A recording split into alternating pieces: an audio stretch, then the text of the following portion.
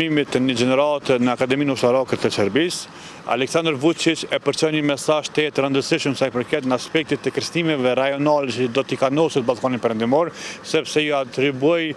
një qëndrim të specifik, duke i thënë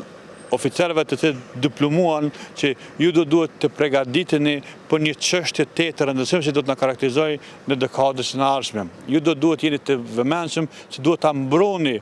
tokën dhe betimi ju është kanë për të mbrojtur tokën e Kosovës, sepse është në kuadër të kushtetutës së Serbisë, por njëkohësisht ligjet ndërkombëtare, që është rezultata e OKB-s 1244 që nuk janë më valide. Pra kjo dëshmon faktin që Serbia e planifikon në mënyrë decidave si të ndërhyjë, sepse për ata legjitimiteti ndërkombëtar në Republikën e Kosovës si garancë e pastë të sigurisë më nuk ekziston. Prandaj, këtë qëndrime, ky vullnet politik i Beogradit zyrtar është shpërfaqur me deklarimin edhe të ministres së qeverisë së tij, e cila tha ne duhet të bëjmë një pastrim etnik çish ka ndodhur në vitet e 90-ta. Prandaj gjitha këto po e tregon faktin e orientimit strategjik të Beogradit zyrtar. Prandaj Aleksandar Vučić me klasën e tij politike duke tentuar në çdo rrethon eventuale që t'i krijohet momentumi politik, narratives për ndërhyrjen ushtarake. Bashkimi Evropian lund me dy standarde, të cilat de facto